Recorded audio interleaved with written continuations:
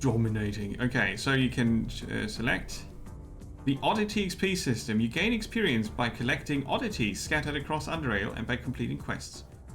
Higher end oddities are found in progressively more dangerous and hard to access areas. No XP is granted for skill usage or killing, though some oddities are only dropped by creatures.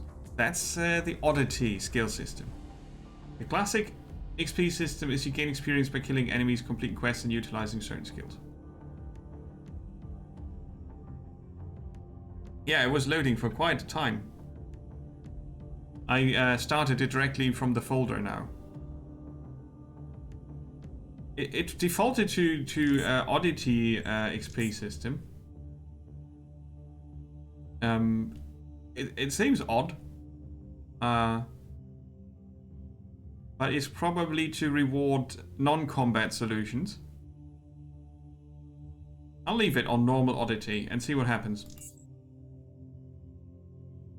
Right, so first we enter a name.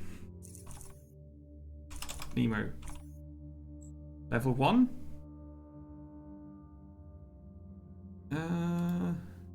Yes.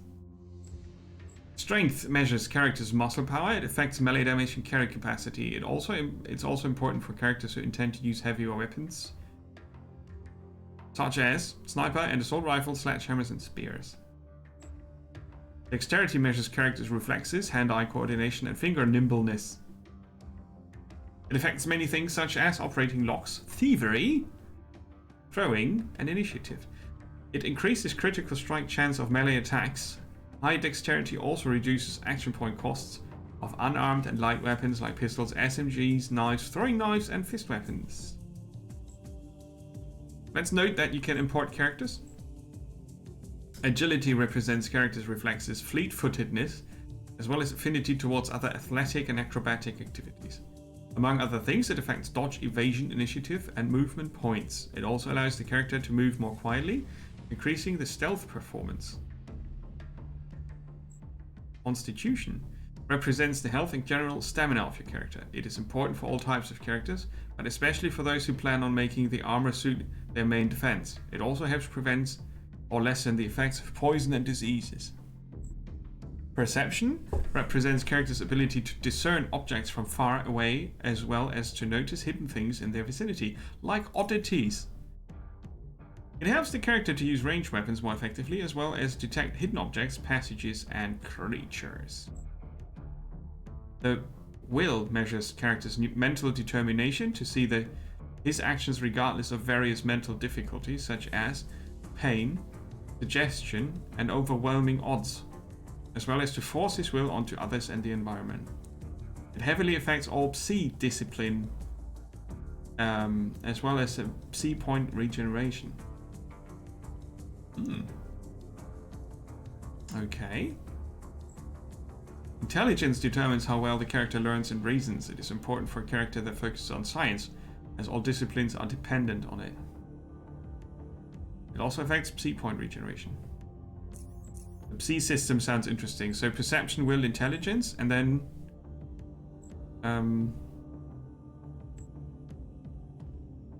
what was dodging? Dodge, evasion. An agile psi person. Do you say psi?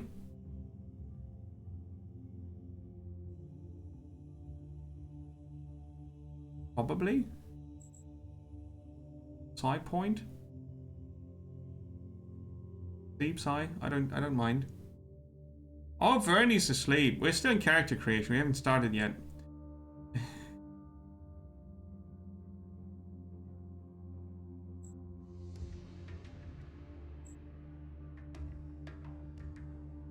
Let's go for more perception. Ah. Skill points.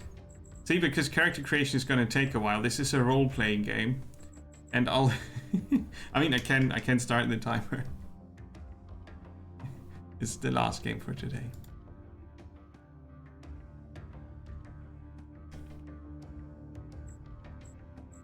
Guns, throwing, crossbows, melee. Crossbows, huh? Work with perception. Oh, now I have to. Now I have a double mouse That's ugly. Can't help it though. Increase dodge. Oh, it's synergy with evasion. 10% each. We got 118 points.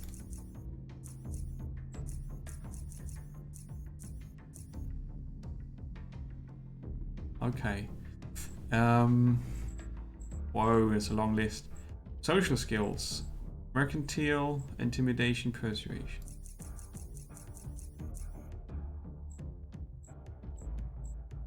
Those are not the droids you seek. Right, thought control. 15 is the maximum we can spend at character creation. Psychokinesis, metathermics, and temporal manipulation. I'll focus on one.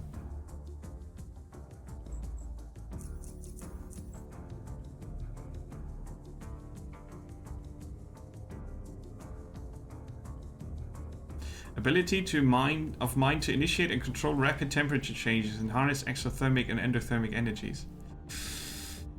Temporal manipulation.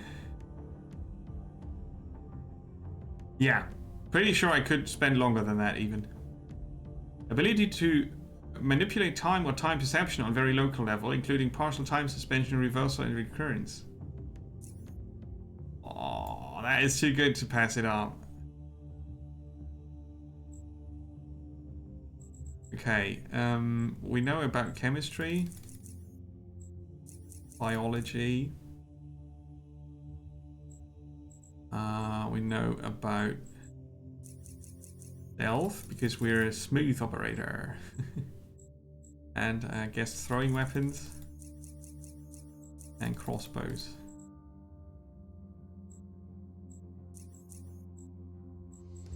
Okay,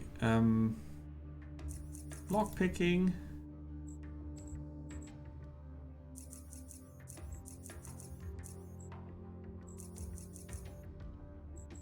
Plot control and time manipulation. I've got base knowledge in the other two. I might be able to do some trading.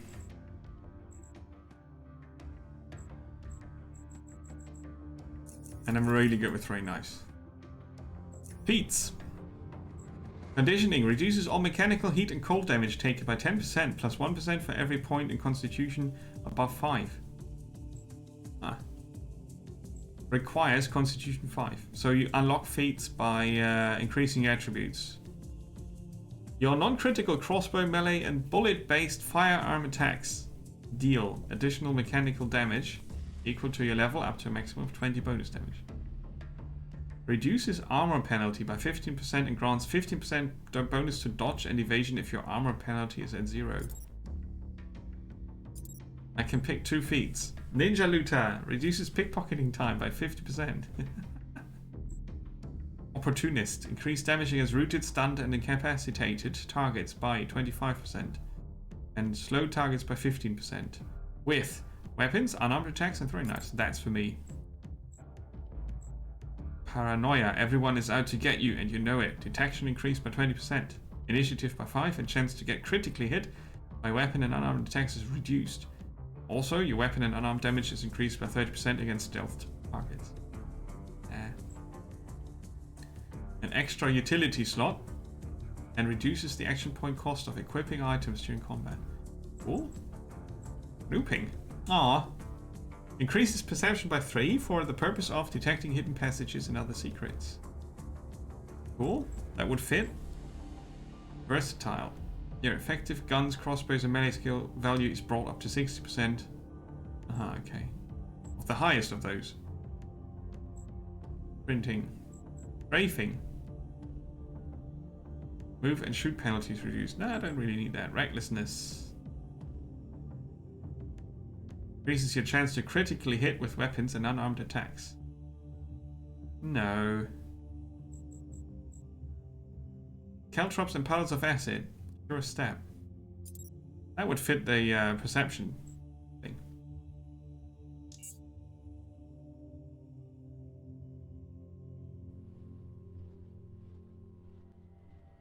Adrian Tanner.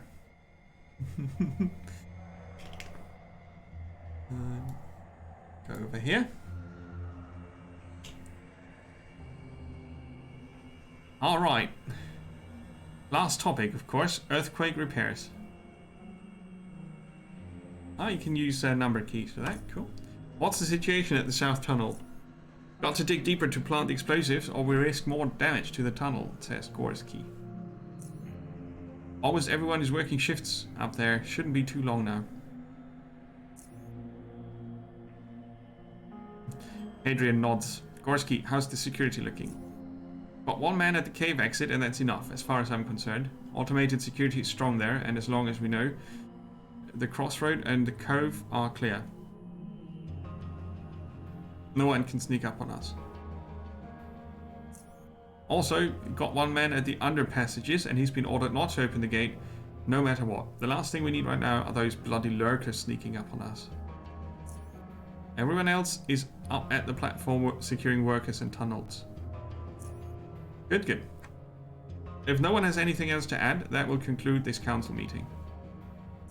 Actually, just one more thing, in case you weren't informed already, I admitted a new citizen to the station. That Nemo fella? Yes, I think he'll be a good addition to this station. He and Wenzel are still at the range, but they should be done any moment now, I believe. You put too much trust in your tests, Hannah. All I care about is how he handles live action, not how many points he got. Well, we'll find out soon enough. Let's put him to work immediately. We need all hands on deck right now. Indeed. That is all. Vera, Gorski.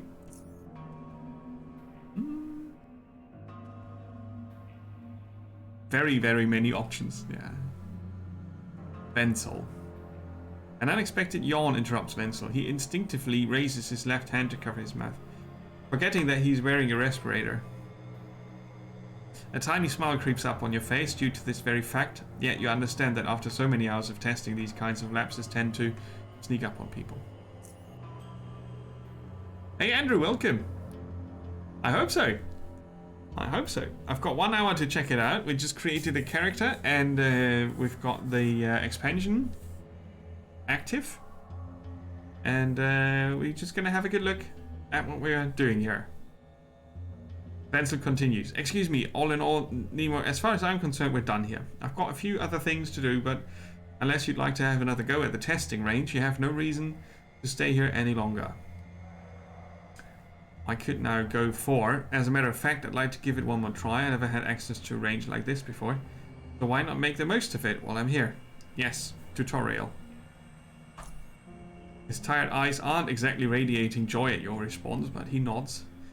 No problem, but now know that it won't affect your previous results. I guess it's best we go through the whole procedure as if this is your first time at the range. Okay, I'll now open the gate for you to go through. As before, I'll be watching you through the cameras. We'll continue once you get past the gate. Right, I'm ready. Okie dokie. Now we have the user interface. I'll probably be covering the dialogue. Part of it.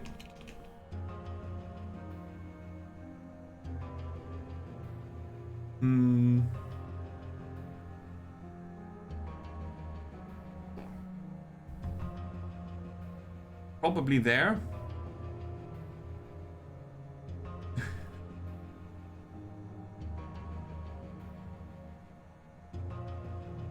That's the XP bar. I can sit there. Yeah, it's a bit of an odd position here, but I think we want the combat log and such. Out of combat game speed, up or down? Slowest. Okay. Scrolling with the cursor keys. Begin combat, forced, unarmed. Quick Invoker brings up a panel with all your character's special attacks, abilities, and psi or psi abilities. Health mode. You also have them here.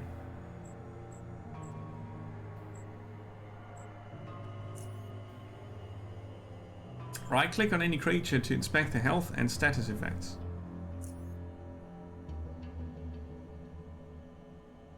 Yes. Left-click to move.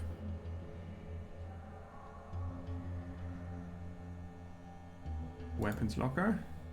Can you hear me? Loud and clear. Great. Now pick your weapons and armor from the cabinet. I think there's also a few MPs left on the shelf as well. Press tab to highlight all interactable objects. Or Z to reverse the order of highlighted objects. The order. Contents of any container can be picked up by either double-clicking them in the container window or dragging them. You can also press A to take all. This presents the default keys, okay. There will be 3 bots fighting against you, just like the first time, so choose an appropriate weapon and make sure you wear that armor. There was this guy a few years ago who forgot to put his armor on, and, well, it didn't end well. Take those bots out. Equipping weapons, armor, and utilities. Open the inventory, double-click, or drag and drop. You may have up to 2 weapons equipped at the same time. You can select the primary by clicking on its icon in the action bar.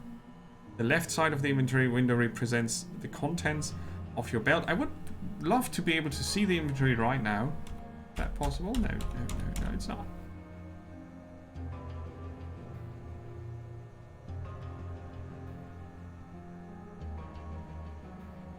And the content of my belt is on the left side, and this is where you put your utility items. Ah, okay.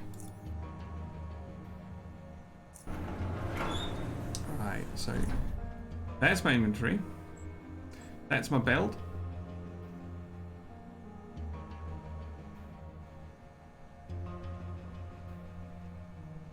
It's all very tiny, isn't it? Not the biggest fan, so squinty. Might go for a different resolution. We take all the things. Let's check for gear. We've got an overcoat. Mechanical damage threshold increased by 200% against bullets and shotgun shells. Right. And now we've got a sciencey coat on. Combat knife can be disassembled. The Hawker pistol.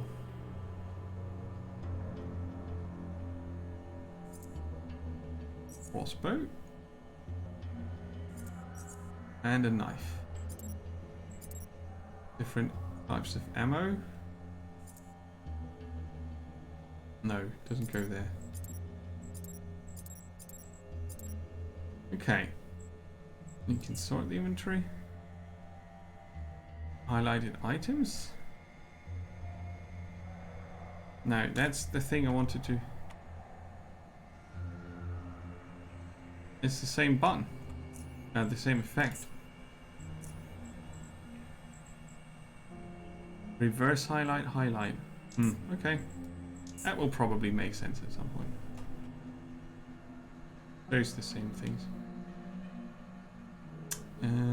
Intercom. Any combat tips? Always be prepared and fight smart. Brute force will only get you so far. You can initiate combat manually. Yes. Or when an enemy spots you. Well, that's when the enemy initiates the combat. Hovering over any characters will reveal their name, remaining health, and attitude in the form of a colored name tag. Right-clicking will display more info. Combat is turn-based, which means that different characters take turns at performing their actions. Every time combat begins, whoever has the highest initiative will get the act first. The initiative stat has a base value, which can be influenced by both agility and dexterity. However, should the player manually initiate combat, the player will always be the first one to move. Aha. Advantage player. When combat begins, an action point bar will appear in the lower right corner, which can be used for the duration of the player's turn. Movement points are... yeah, I don't know. Movement points are colored yellow and can be used for movement only. Action points are colored green and can be used for attacking, using inventory items, interacting with world objects, and so on. And if you have used up your movement points, you can use action points to move as well. Right. What do I use against bots? Technically, you can use whatever you feel suits you best, but as you know, bots in general are pretty well armored. Knives might work if you want to slash rat hounds, but against bots, you better use something like a high caliber or armor-piercing bullet, explosives, or even sledgehammers rather than, say, JHP rounds and bolts. Those ain't gonna work as well. Now, EMP weapons are best if you want to do some serious damage, or even short-circuit bots. They don't work so well against living targets, enemies, unless you want to drain someone's energy shield, for example.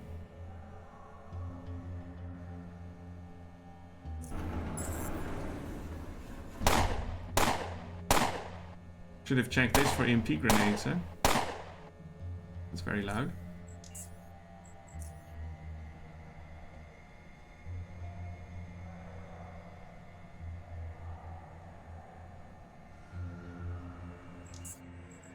That humming is a bit annoying. That might be right. Yeah, shelves, I didn't check those. So I can spend 2 action points to do that. We have the combat log, and there's the movement points and action points behind the our channel bot. Space ends the turn, and I feel like I want to zoom in. It's not a good feeling. EMP grenades.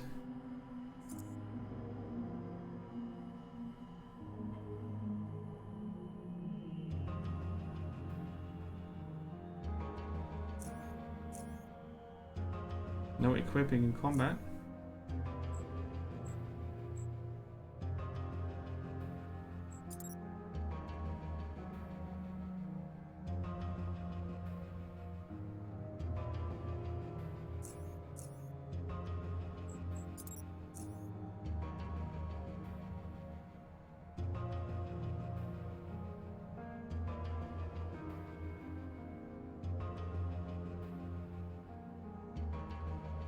Ah, it costs 50 action points. I got 30 left. I see. So using inventory items like this works. No, that was a crossbow shot. I thought yeah, okay. I thought I dragged the EMP grenade over there. But I didn't.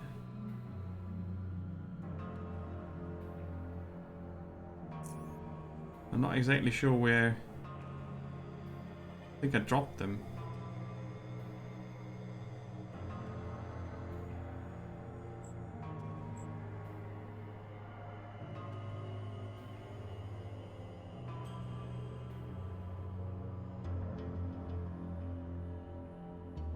That stuff on the ground.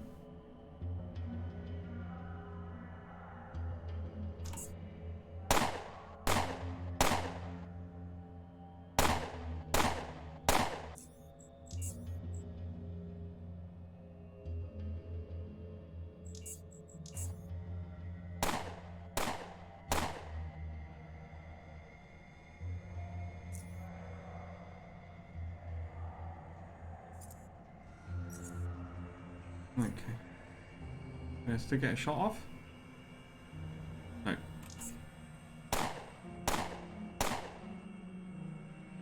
Good thing I don't change my score by completely ruining the tutorial. That's not super obvious. What's that? Oddities. Okay.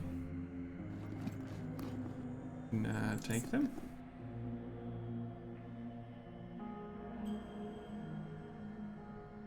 Okay, so yellow is movement points.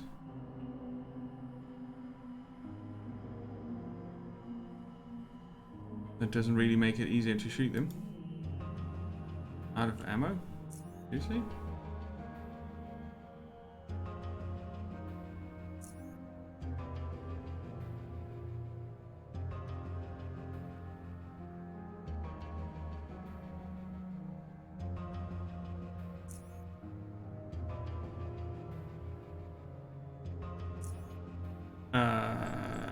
Yeah.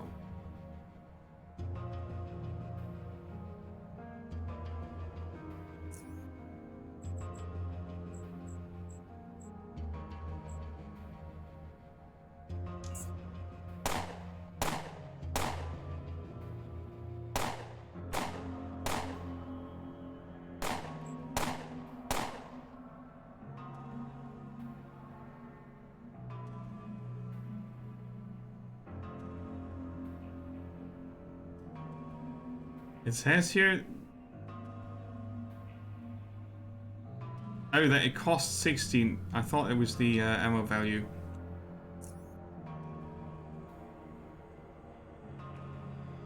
Unload the ammo, it costs 5. 5mm standard.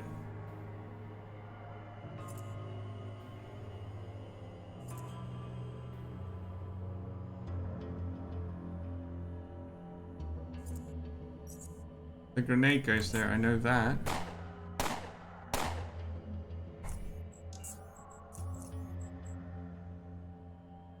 Game's user interface is not making a good impression, sadly.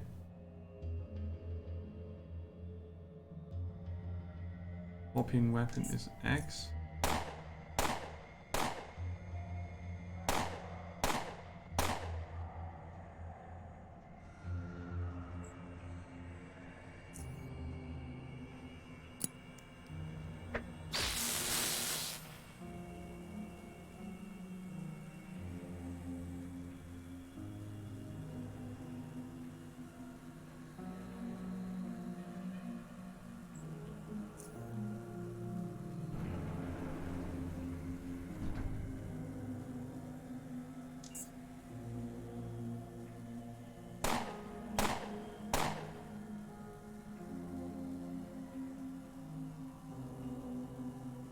Swapping weapons doesn't cost any points.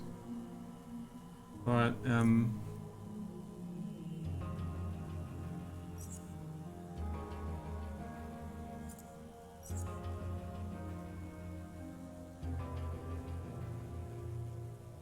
I've got a 5mm gun. And 5mm rounds.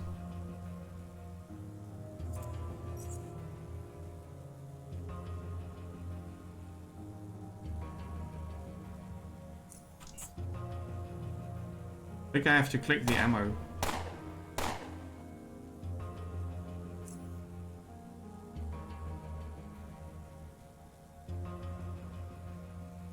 Use, yeah. So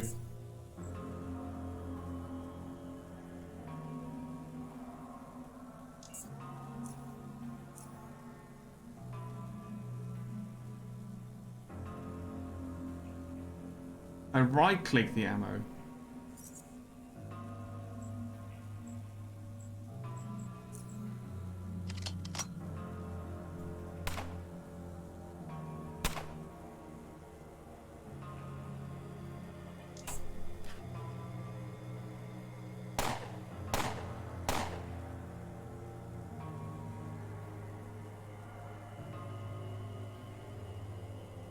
We automatically get casings.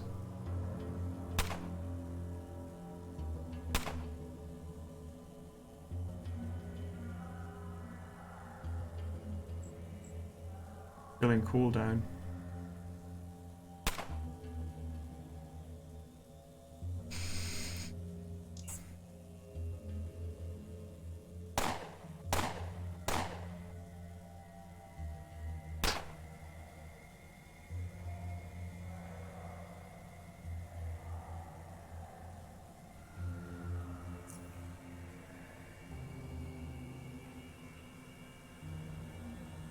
I think I won.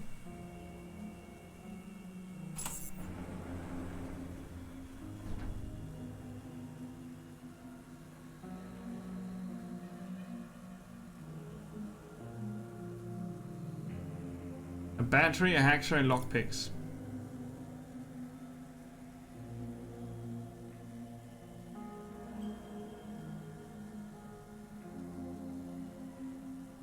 Lockpicking for mechanical locks, hacking for electronic locks.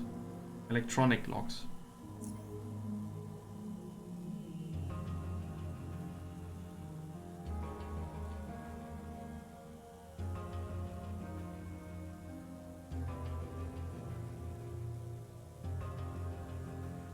Using a lockpick can be done either from the inventory or more easily from the action bar. In the first case, right-click a lockpick in the inventory. It's again a game where I think, can I please rewrite the tutorial so that regular people can understand it? This first sentence is 100% redundant.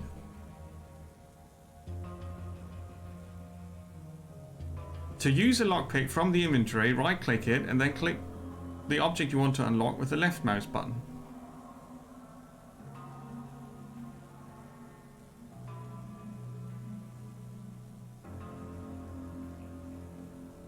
While using it from the action bar, uses a left click to pick it from the action bar and then a left click to unlock the object.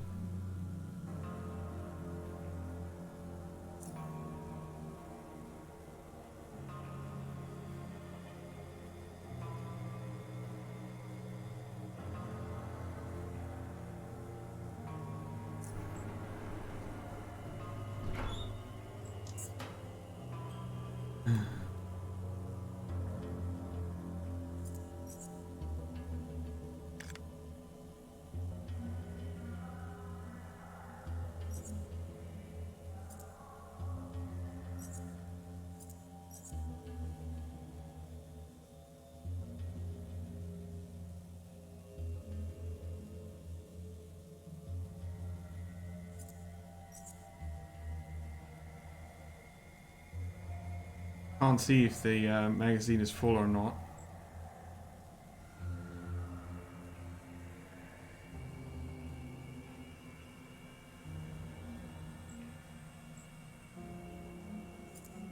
But it's not automatically on the action bar, the lockpick.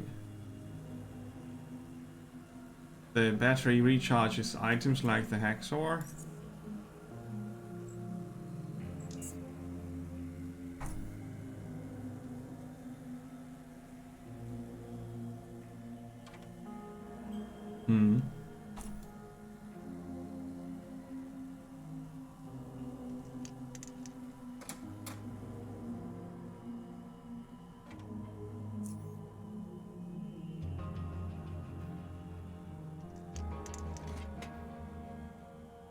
That's half an hour on.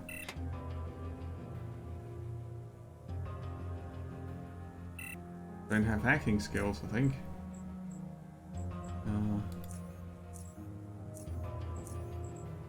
Zero.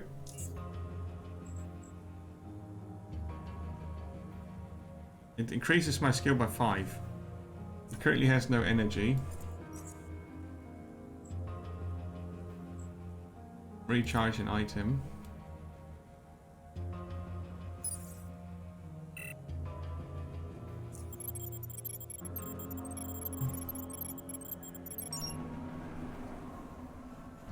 Okay.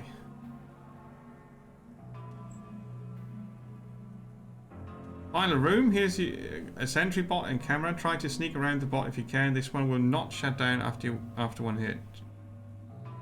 Stealth mode. You can enter stealth mode both in and out of combat, but only if no one can see you while you are activating it. While in stealth mode, all characters will display an icon above their heads, which indicates whether they can see you or suspect that you are sneaking around. Your skill, proximity to a character, illumination, and even where you are in front or behind it all determine how well you remain hidden. Suffering a hit while in stealth mode will instantly reveal you, as well bumping into any characters. Camera can always see you. So try to avoid its line of sight. Stealth has the advantage of you being able to pick the point of initiating combat or avoid it altogether. Some abilities only work in stealth and can be used to cause massive damage. Sound plays an important role in Underrail, since loud sounds can attract characters to investigate what's going on. Using quiet weapons like crossbows or knives is a good way to make sure the silent assassin remains truly silent.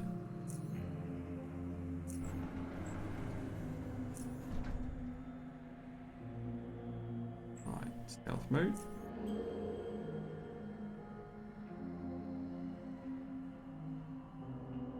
The bot just went past, eh?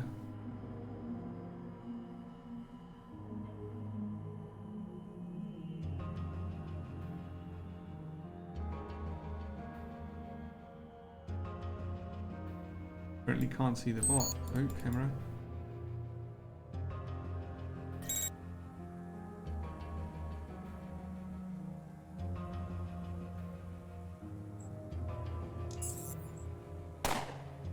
Bump. So you saw how fast the bot was moving, right? I'm not sure if that was because I had the out of combat speed increased or not.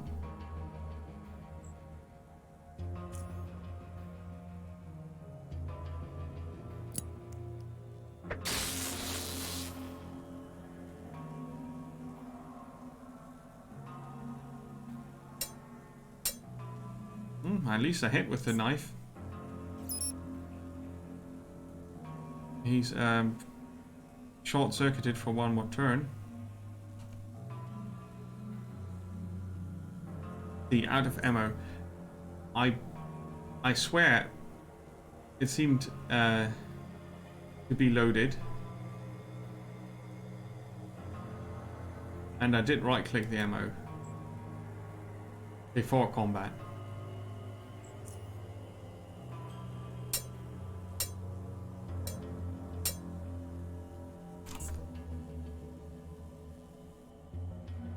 Save mode. Immunity to disabling effects. And also high chance to dodge, apparently. Oh, that's the ammo. Look at that. Didn't see that earlier.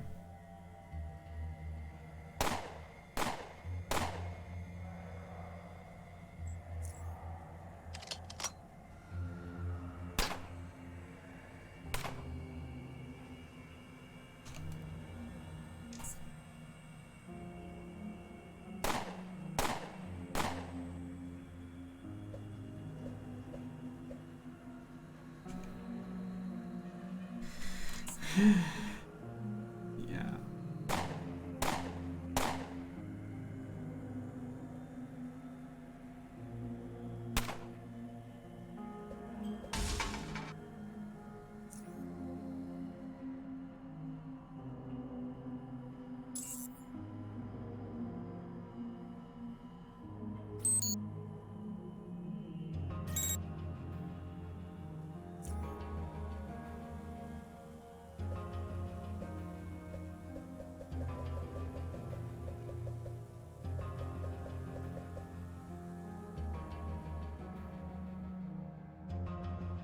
I'm not sure if I was supposed to destroy the camera or not.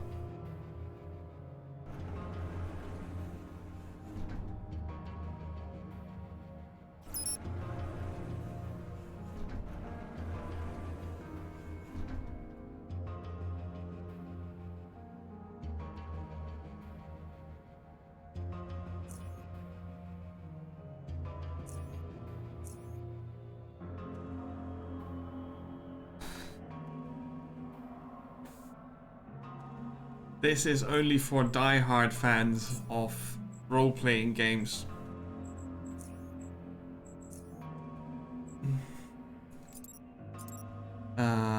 Dialogue font, tooltip font, label font.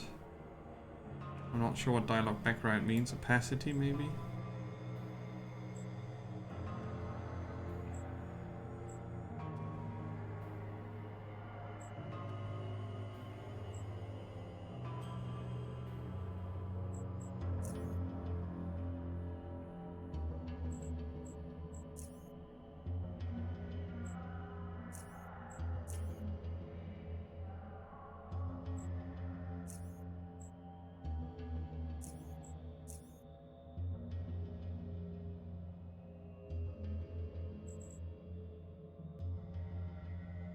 Clean the end of the battle automatically. I have no idea what that means. I ignored it earlier because there was no explanation coming.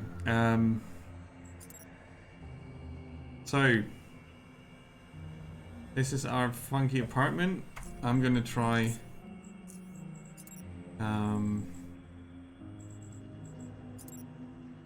this.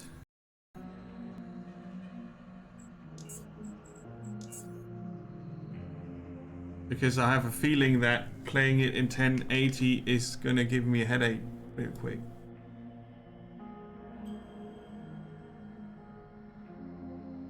But yeah, I'm about to drop this game.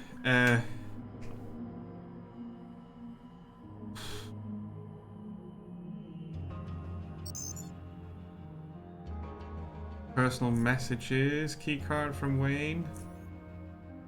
I fixed your door so the keycard should work. Should be my desk. Congrats, all the tests have been passed. Full citizenship, Southgate Station. Go to my office. Who's that? Tanner. Oh yeah, the dude from the intro.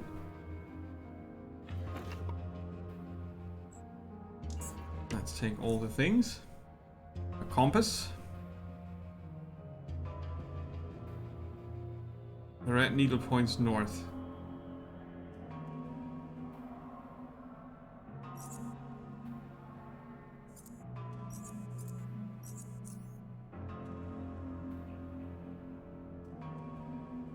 Ah, the red needle above my head.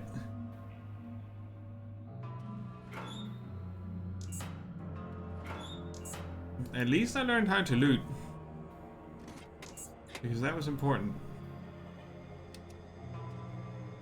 The what? The hanged rat.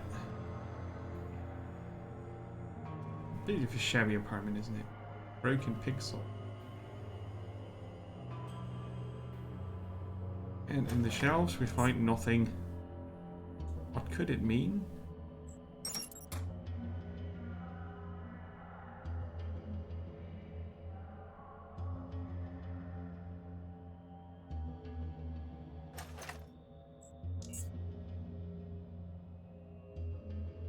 In a controlled zone, setting traps or planting explosives near other characters might provoke them.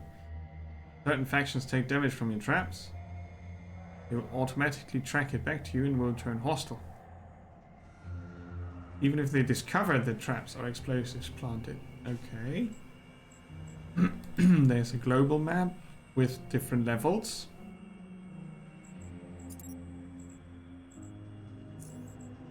Oddities. Notes. Talk to Councillor 10 in his office. Level 3. Crafting. The inventory we saw already. My not existing combat stats. And all the skills I picked up that I'm not sure how to use. Because there's no side power here, right? At all.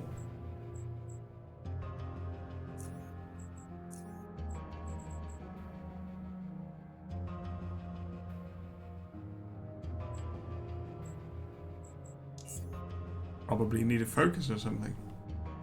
Elevator. Comments in Cantina.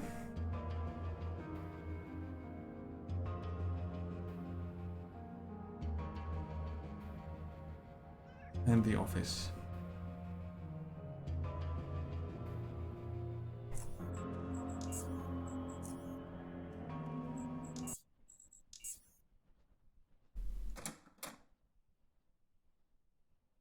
The man behind the desk is Hadrian Tanner, the councillor who admitted you into the Southgate station. Even during your first encounter with him, he struck you as an unusual-looking individual. Setting aside his impressive stature, one finds it difficult not to notice how his thick, bushy hair and beard envelop most of his head. That, in addition to his opaque glasses covering his eyes, which you've never noticed him without, means that you can see very little of his face and his expression. His somewhat dirty scavenger outfit, which he wore earlier as well, clashes with the clean, finely furnished office, suggesting that Tanner probably does most of his work in the field. As soon as he finishes typing, he raises his head and reaches out to shake your hand. His big hand, tucked into dark brown gloves, makes yours seem like that of a child in comparison, and you especially feel his large fingers to be twice as thick as yours. I think he's a huge, tall person. His deep voice feels distant and calming when he addresses you. Congratulations again, Nemo, and welcome to our small community. You scored very well on our tests. No small feat, that. Yeah, I'm sure you'll turn out to be a valuable and respected citizen who's not good at fighting robots. But more importantly, I hope you'll find peace and kinship here, which are so hard to come by in the chaos surrounding us.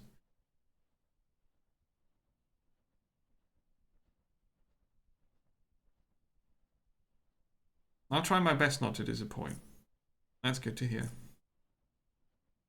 I hope the earthquake didn't disturb you much and you were able to rest a bit from all the testing, for you have much work to do today.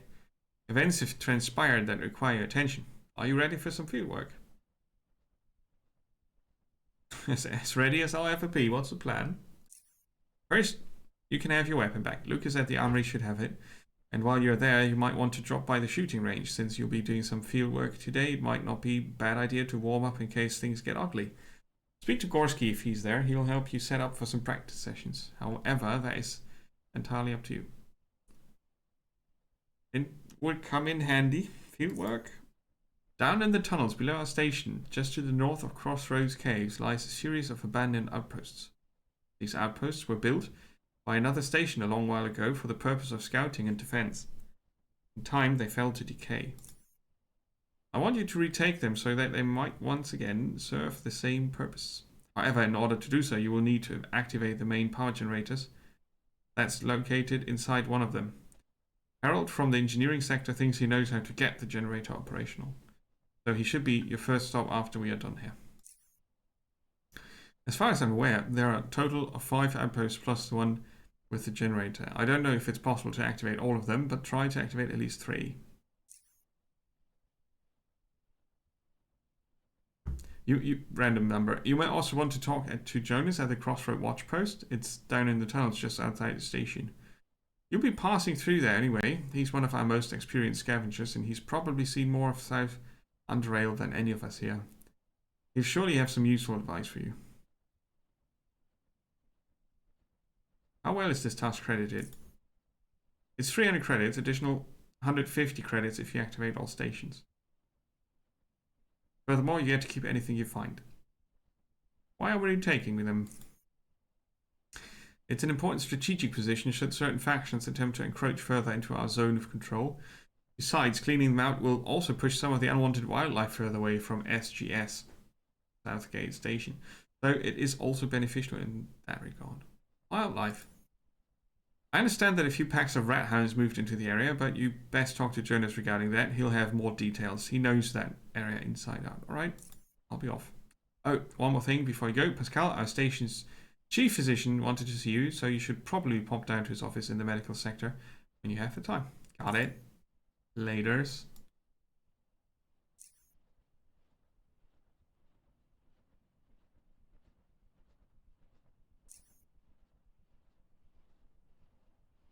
I'm gonna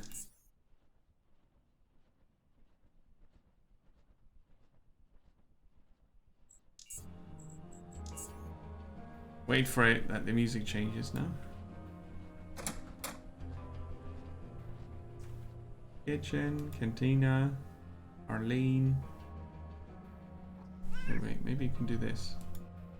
Jack, Quicksilver, and a cat, and Ethan, and Vansel from earlier.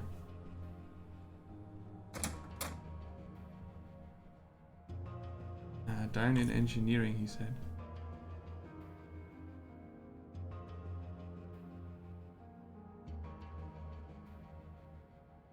So if that's 3, let's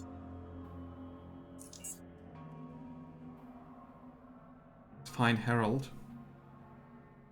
And I'm afraid then we have to go out and kill some rats.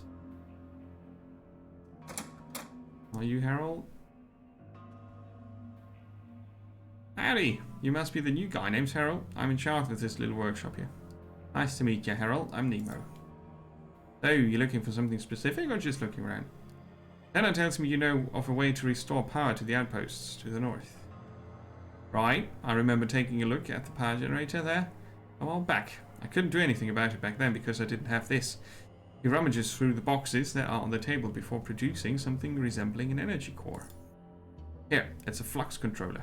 If you insert it into the slot at the front of the power generator, it should get it running again.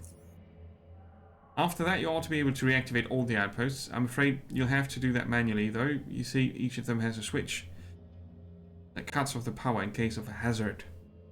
Okay, thanks.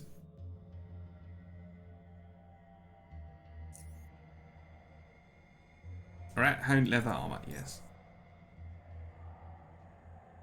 Patching kit restores fabric durability.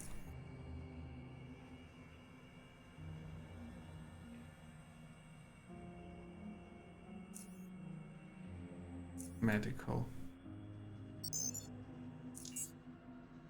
Oh, psionics, that's where we get our skills.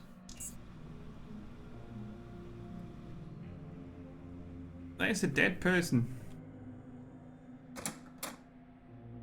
I don't want to be a dead person. Oh, hello Nemo. First of all, let me congratulate you on your admittance to our little station. I'm sure you'll love it here. It's good that you came. I actually wanted to talk to you about some of the results from all those tests we did earlier. Something wrong? No, quite the contrary. Sorry if I scared you. You see, test results show that you have certain amounts of psionic... It's psi, right? Psi potential. What? Okay, let me just tell you a bit about the psionic potential first. It's a relatively rare, inheritable, complex genetic trait that triggers development of certain otherwise latent components in the brain.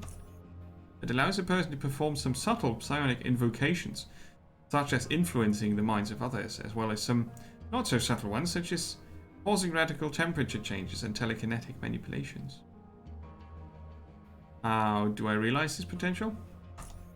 You must first disable your psionic inhibitor. It's a neurostructure in your brain that prevents you from accessing your psionic projection centers. Blah, blah, blah, blah, blah. We assume it was designed to prevent the infants from unwittingly harming themselves or those around them. There's a lot of detail to it. It certainly has a bit of fallout to it. There are ways to do this by extended meditation, but it can take years. We have more efficient methods nowadays. Takes a large red pill out of his pocket.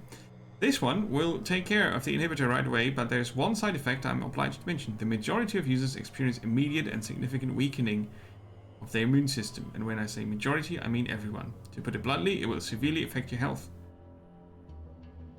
Is it dangerous? No, not at all. Well, maybe a bit, but it's not painful. Much. You might get a bit woozy. That's it. Do I need to prepare? No, just go ahead and swallow it.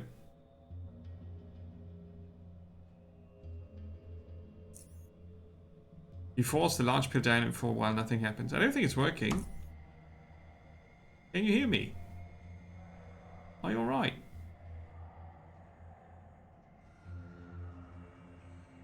Ah, good, you're awake. How are you feeling? Oh, my head hurts. What happened? Disabling the inhibitor seems to have caused a psionic surge, but you're right now.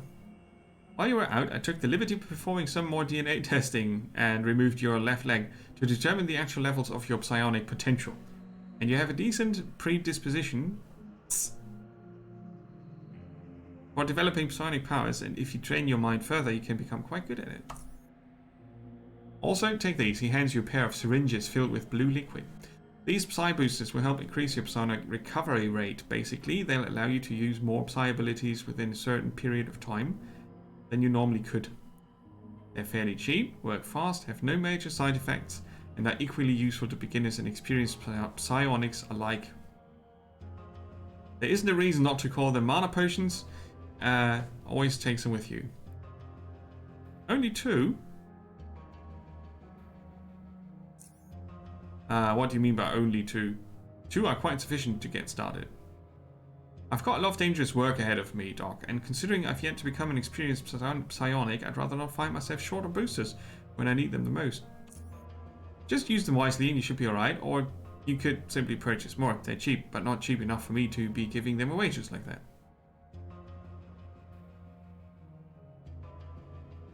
So, how do you start learning the abilities?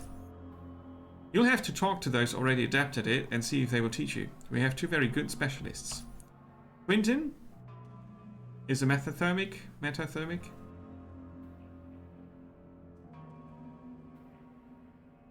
on the agronomy level.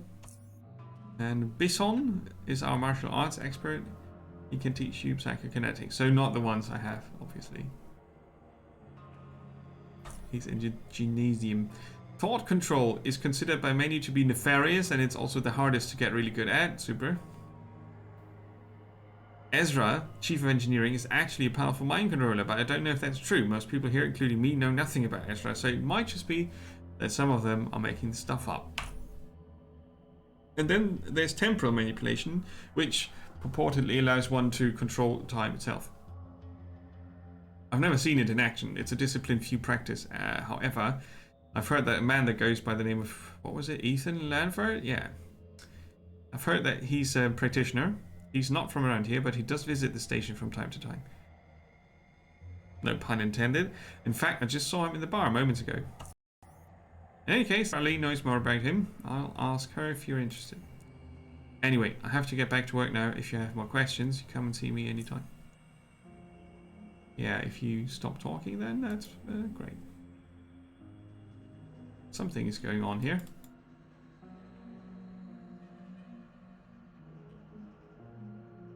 Surgeon, huh? Or like butcher.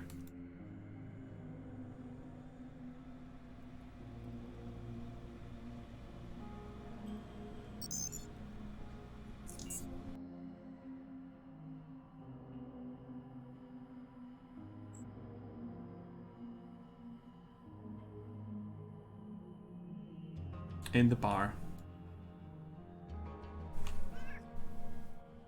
Ethan. Before you is a handsome young man with whose attire portrays him as someone who prefers charm over harm. Whether his looks deceive or not, though, is a question that has yet to be answered. In his hand, a glass of fizzy water. He calmly addresses you. May I help you? Are you Ethan? And you are?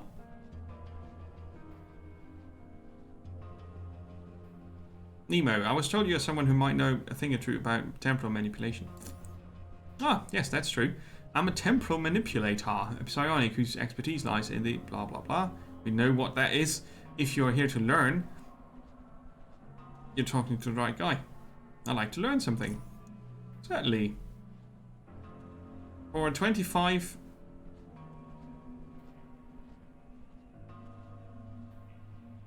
skill points. If I have... yeah, okay, it's a prerequisite. You start with 15, right?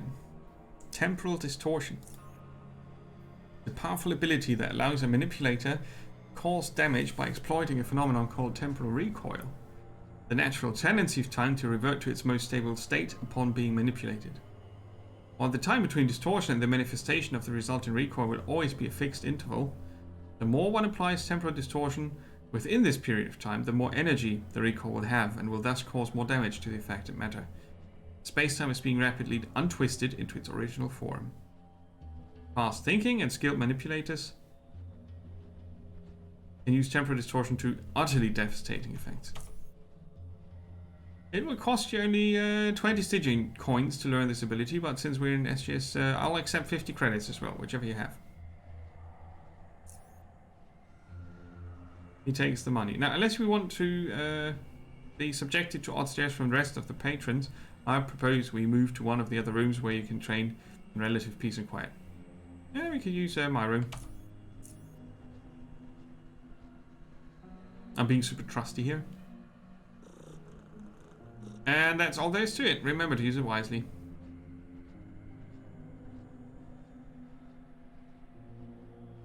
Cool.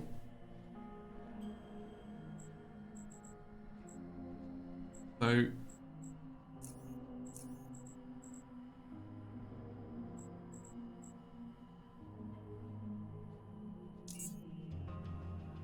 is that like...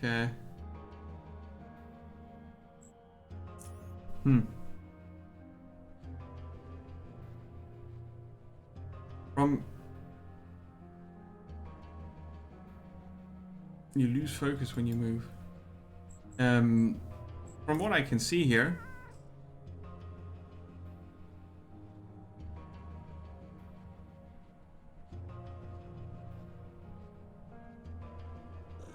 can't really use it actively.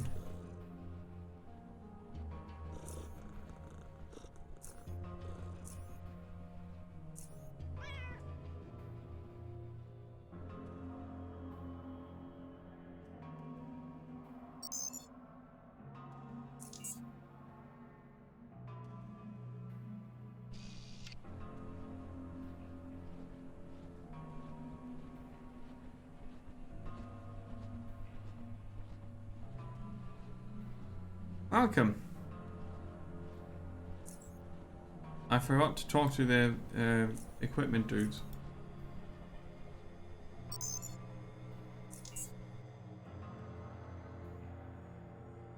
They said I can have my weapon back.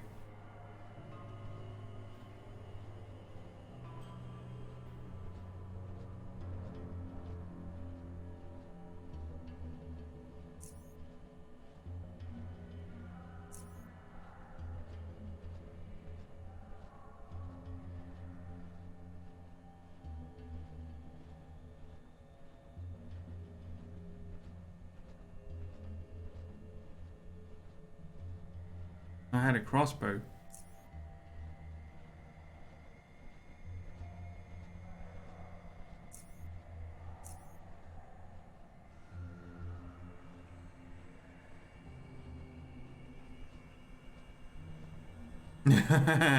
uh, 60 minutes per game maximum, and I should quadruple the time if it has character creation.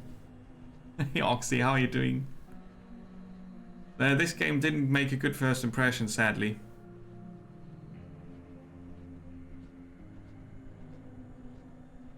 Auto barter.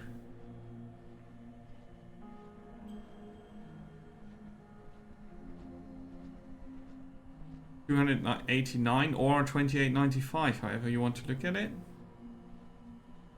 I've got 150 money caches.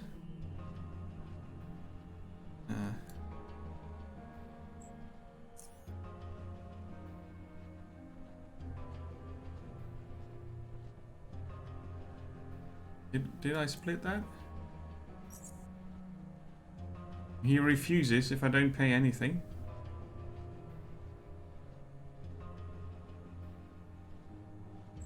He's looking to buy boots, belts, firearm parts, leather armor, regular bolts, bullets, or shells.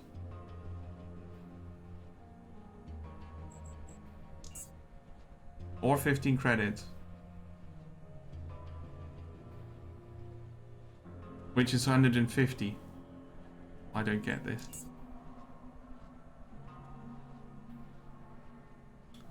But I got what I want. So, bye. Oxy, how are you doing today?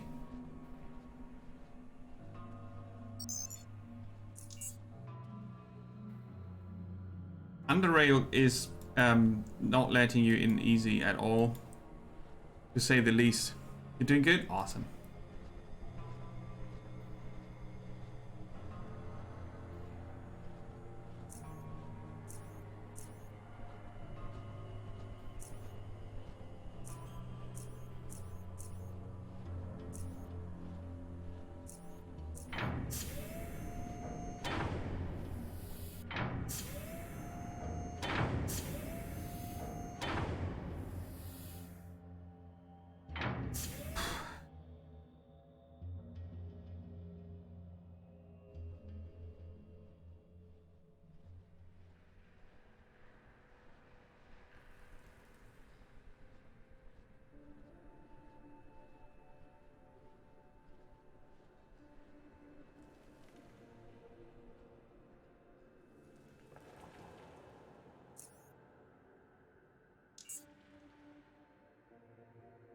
Now we're in the Crossroad Caves.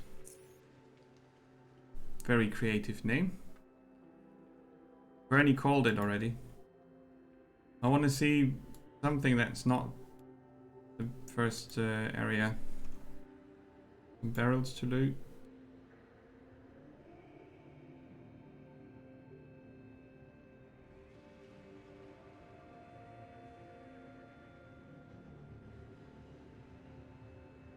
What's on the game plan, Oxy, for the weekend?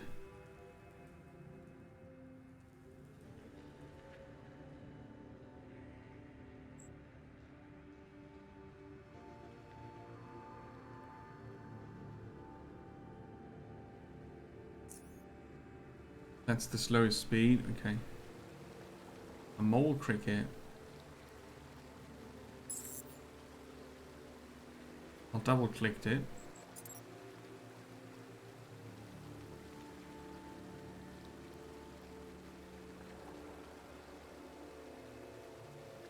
So apparently psi powers are completely useless and something for advanced players, because I don't see how. Chance to score a critical hit when invoking temporal manipulation psionic abilities. So I got taught an ability, but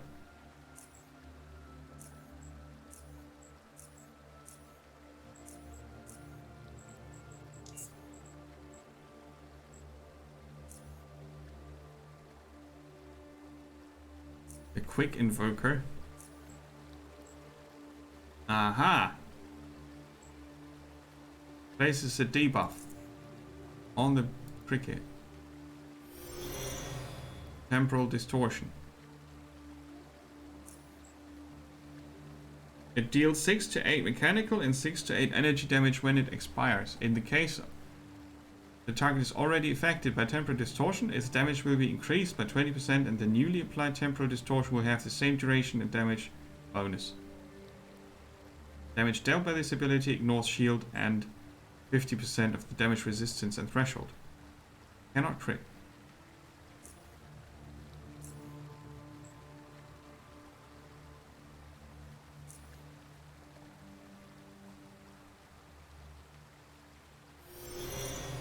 It's a double cast. And increase the damage, okay.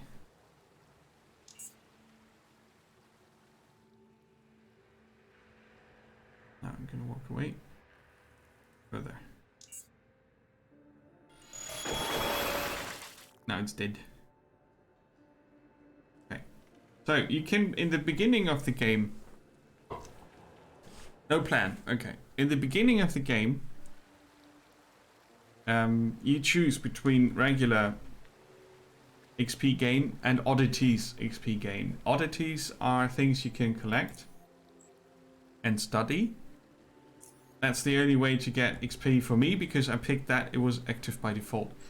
Regular classic gives you XP for skill use, quests and killing things. I have yet to find out why the hell that's a thing. The difference.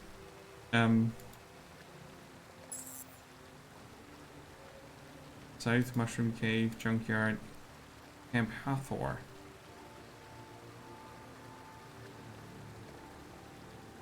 I should have equipped the crossbow, maybe. But we can do this. No line of sight to that one. Not necessary. Go around. Alright. Let's end the turn. There's a third.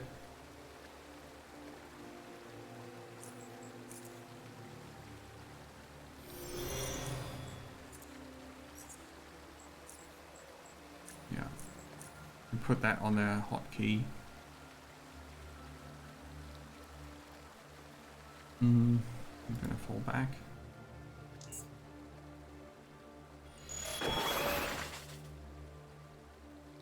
They survive a single cast. Oh, that's unfortunate.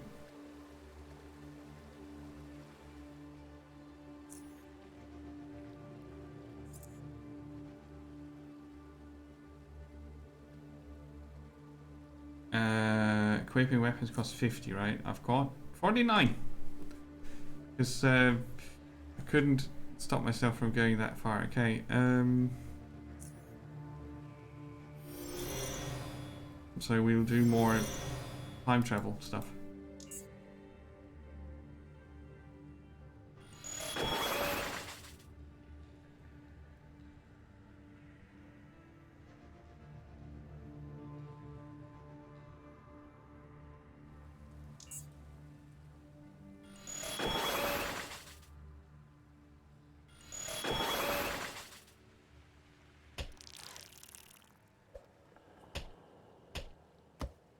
See, I can punch as hard as a paperclip. It's not a thing. Well, they hurt bad.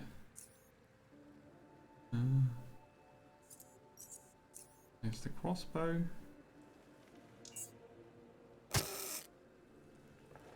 Acid damage.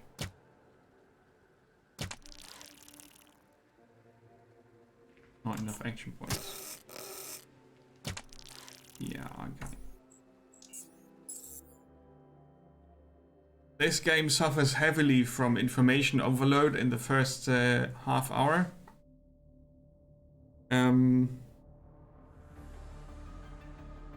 It certainly has replayability value because it offers some very, very, very, very different approaches in terms of character building and XP mechanics. Why it defaults to the non-combat, I can't really tell. There's a crap ton of text to read, and the delivery graphics wise is mediocre. We need to upgrade better. Yeah, we absolutely need better paper clips. I'm a bit disappointed because I read so many good things about this game, and I'm not sure if I will find them. It's most certainly nothing I would ever stream. Because it has the entertaining value of a paperclip as well. I'm sorry I couldn't show more at this first glance than me being uncomfortable with the controls and the user interface and the game's starting setup.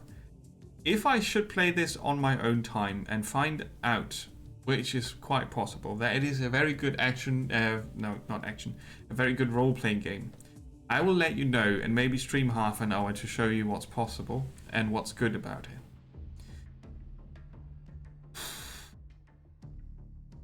You see, for a game like this, you need to feel the oncoming immersion or curiosity, and I'm about as curious as the paperclip. It's a one-man project. The one man did an expansion already. Impressive.